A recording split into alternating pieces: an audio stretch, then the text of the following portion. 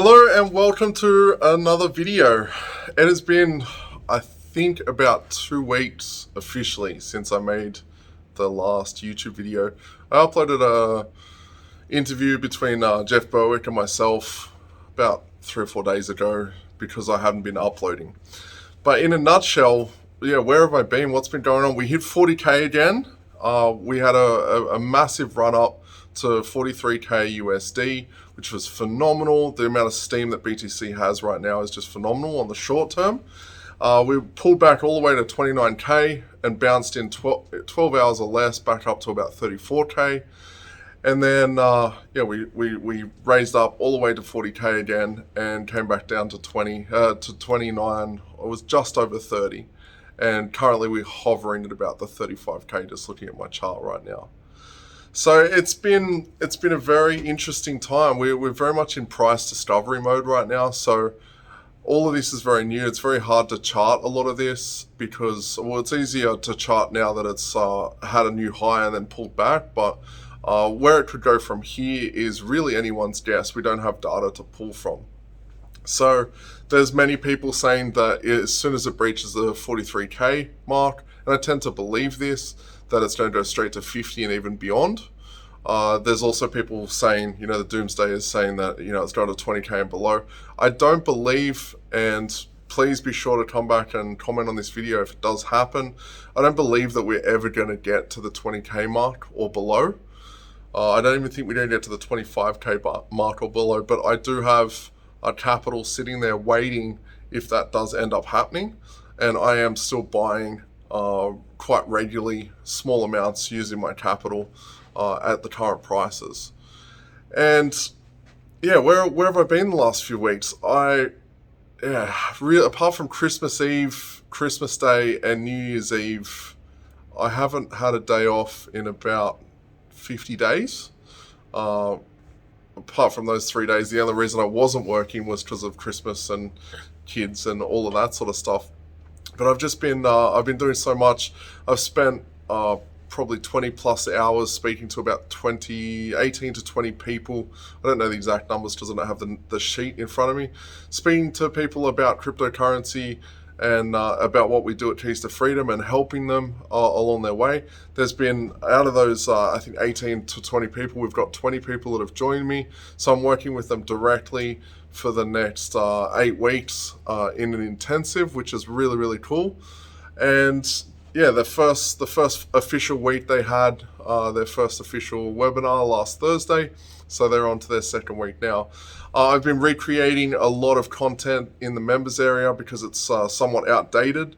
There's content that I created probably 2 or 3 years ago that has been updated. So in between shooting videos, like today, I've shot another 15 videos. On Friday, I shot another 22 videos. And then earlier last week, I shot about 15. So trying to schedule in YouTube videos as well. By the end of the day, I'm just so wrecked. I get home, spend some time with the family, and then pretty much crash out and start again. With doing most days, being at the office at 7 a.m. and finish at 7 or 8 p.m. at night, which, it's definitely taking its toll on me. I'm going to spend a day or two this week going and celebrating my anniversary with my beautiful, lovely lady. So that's going to be really nice. And today I've spent most of the day researching Michael Saylor and trying to get into his brain and figure out why he is making billion-dollar bets in Bitcoin, and to help me understand where we're at, as well as to give me a deeper understanding on the crypto market as a whole. Like, as you know, I've been teaching this since the start of 2017. I'm not going anywhere. I'm really, really passionate about this market, and it's given me a lot of opportunities. Crypto's actually caused me to have my first child, I should say, which is pretty damn exciting, as well as a second child. And it's something that is going to be dear and near to my heart for the rest of my life. But in saying that, I want to understand why Michael is like so heavy into Bitcoin, and I've watched a bunch of different interviews with him. I've also got, and I'll drop it in just a second, about a 6 or 7 minute snippet of an interview with another guy that I really look up to, Roel Pal.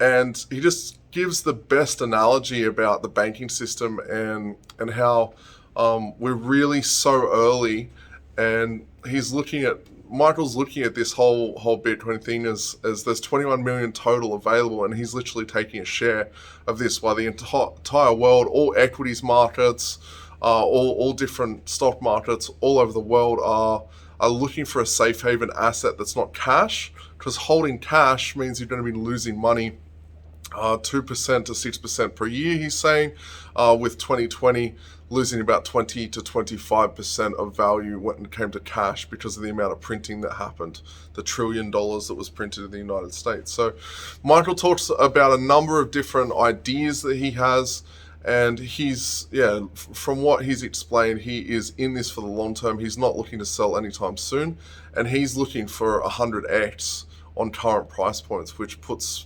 BTC at like 5 million US dollars a coin, which that's not like a yearly prediction or 2-yearly prediction. He's looking at this from like 30 years time from now. So he's looking at holding that amount of money for a very, very long period of time. And he's just super, super insightful. He's gone and looked at this on the macro scale and the micro scale and hasn't found anything that has come close to it. So I'll drop that video right now and you can go and have a watch of that. But here's another epiphany. I'm an aeronautical engineer from MIT. I studied spaceship design. I studied aircraft design. I studied building design. You know, the entire science of civil engineering requires one element. Do you know what the element is? Steel. Think about it for a second. I build a building with wood. You can build a 2-story building. You ever see a 5-story wooden building? I built, that's fiat. I build a building of stone, and masonry. Look at all of Europe, all of beautiful Europe. Every building in Europe, 5 stories, 6 stories. That's as far as you go, with brick. What happens when I invent steel? I build a 50-story building. You think steel is twice as good as bricks? Yeah, you could build a 100-story building, right? Steel is elemental to or instrumental to New York City. There is no New York City without steel. There is no skyscraper. There's no science of civil engineering until you invent steel. Right? You could say iron maybe if you want, but without the element of steel, there's no civil engineering. Now flip to aerospace. Aerospace. You ever see a plane made of steel? No, they don't fly. Steel is the perfect element except for the fact it's too heavy to fly. That's why we use aluminum. No aluminum, no airplanes, no industry, nothing. Take away aluminum, the entire aviation industry goes to zero, right? Andrew Mellon made his money on aluminum. Andrew Carnegie made his money on steel. Right? These are fundamental things. These were technologists. The entire industry is based on it. Now, the gold standard, good idea in the 19th century, right? The best idea you could have in the 19th century. But, just like wooden ships, pretty good idea to have wooden ships if you're the British Empire, if that's the best you can have, Now, along comes Bitcoin, cryptocurrency. It's when I say it's harder than gold, it's not just 10 times harder because it goes 100 years without losing any of its value. I say it's harder because it's an organic nest of cybernetic hornets feeding off of encrypted energy. It's a living thing, which means that the miners are going to keep upgrading their equipment. The developers are going to keep upgrading their development. The nodes are going to change. Everybody in the ecosystem is going to change. And they're changing in this terrifying Darwinian, capitalistic, libertarian, aggressive, winner take all, hold no bars, no one companies holding like I've been CEO. I thought I was right. I was wrong. You could be the most brilliant CEO in the world.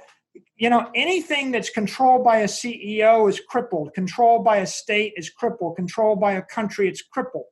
This entire thing is its own ecosystem. Gold is not going to get 1,000,000 times smarter in the next 10 years. It's not thinking at all. It's a lump of metal lying there, right? Nicholas Taleb wrote Anti-Fragile. And I think Taleb is brilliant. I love all of his books, read every one of them twice, right? Bitcoin is an anti-fragile, evolving thing. It's hardest currency because it's getting continually exponentially harder. It's getting harder, but it's also smarter, stronger, and faster than gold, right? It's smarter because I can create a computer program. I can put it on a machine behind that bar, and I can have it make 1,000,000 trades with your crypto every night while you're sleeping and move it around, right? But I can't do it with gold. If I want to move $100 million of gold, I got to put it on a jet, fly it around the world. It's $250,000 to physically deliver $100 million worth of gold. I can physically deliver $100 million worth of Bitcoin in $5, right? $5 in 30 minutes, depending upon how risk averse you are. But if I want to move it, I can put a piece of software on it. By the way, Ralph, when I move $100 million into a crypto exchange to buy crypto, I got to talk to like 3 bankers on the phone, and they're asking me for my birthday, Ralph. You can go on Google and you can Google Michael Saylor, and do you know what you don't even have to click. Do you know what Google puts underneath the Google for my birthday? My birthday. So the banking system is running about 1,000,000 times slower and less secure to move this stuff around. When I put this elemental energy into Bitcoin, it's smart because it's getting smart as fast as the smartest crypto bank can program something intelligent. And I am in awe of how many of these things are going on so fast. DeFi and CeFi, right? It's not clear to me whether you're going to use DeFi or CeFi. It doesn't matter. Whatever is going to work is going to work. It's all happening, yeah. It's faster because it's dematerialized gold. I look at all my employees and I say, we're in the virtual wave, guys. You can now move at the speed of light and bend time and space. What are you going to do with it? Right? If I can actually take your $100 million worth of gold, dematerialize it, chop it into 10 million pieces, and move it around the world 100 times a second, something new is going to happen. And then it's stronger. It's stronger because you can liquidate $100 million worth of Bitcoin on a Saturday afternoon in a foreign country, in a foreign currency. And, you can do this, and maybe you might take a 3% haircut. You might like, holy crap, it's volatile. It moved down $300. Well, 3% haircut to liquidate $100 million of gold on a Saturday afternoon. Try doing that in Istanbul. Try liquidating $100 million sitting in a vault in New York City, in Tokyo, on an afternoon, on a weekend. Yeah, so as you'll see, he is a phenomenal mind. He has given us such great insight, and you can start to correlate his analogies with what we've seen in the traditional markets, as well as with traditional finance and the central banks all over the world just printing money. Money is becoming less and less valuable, and it is inflating like crazy. And having assets, whether it be property or stock or different commodities that you're invested in, they are going to go up based on the amount of printing that's happening. But Bitcoin being deflationary is one asset that is truly a safe haven based on what Michael's saying. And I'm starting to really, really believe it. So he also talks about how, the rich in 100 years' time, the way that they are passing their wealth on to their family, the families in New York that own massive blocks of real estate, 100 years' time, they're not actually selling that real estate. They never sell that real estate. They're literally borrowing against it. So that kind of leads us to a nice segue of BlockFi. If you haven't already heard about BlockFi, it's a platform where you can borrow against your cryptocurrency. And I've personally used it. I've used a number of these different platforms, and I've found it to be really, really easy to use. you've got the ability to put your crypto to work with BlockFi and earn up to 8.6% per annum with your interest account. Now, if you sign up today, you get up to a $250 crypto bonus with a deposit of $25 or more. This is really cool. If you're wanting to earn some interest on your cryptocurrency or just get some more crypto, this is a great way to do this. I also mentioned if you are looking to borrow against your cryptocurrency, they allow you to do that. They charge you a very low interest rate of 4.5%. They will lend up to 50% of your cryptocurrency. So if you got $10,000, they will lend you up to $5,000 at a 4.5% interest rate, which is essentially in Australia what you are paying for a mortgage for a house, which is just absolutely crazy. And the loan is for 12 months. They're also backed by some of the biggest names in cryptocurrency: Morgan Creek Capital Management, Coinbase Ventures, Galaxy Digital, the Winklevoss Capital, and a few other ones that I can't pronounce. And that's the way of the new rich. I'm not a financial broker. I'm not giving you financial advice, but from what I understand about tax law in Australia, if you are borrowing against an asset like Bitcoin instead of selling it, which triggers a capital gains event, it allows you to use that money without actually having to pay taxes on it. You still have a debt there that you need to pay back, obviously, but that's where the rich have been using this as a loophole for many years, over the years, where they're borrowing against their assets. All the families that own massive blocks in New York City or in Manhattan are not selling their assets. They're literally just every 5 years they're taking out another loan off that, and then they're living off that money rather than selling the asset, as well as getting the income that's coming from it. So super insightful video. I'm going to aim to do more of these videos. I've got a massive list of topics that I want to talk about. Doing a video every day, I don't think at this point in time, due to commitment of new customers, is really possible for me to do, but I'm going to continue to do them kind of ad hoc, maybe every second day or every third day for you guys. So as always, I've really enjoyed making this video. Please leave a comment below, hit the like button, hit the subscribe button, hit the little bell so that you get notified as soon as I upload a video. And as always, it's been an absolute pleasure making this for you, and I will see you in the next video.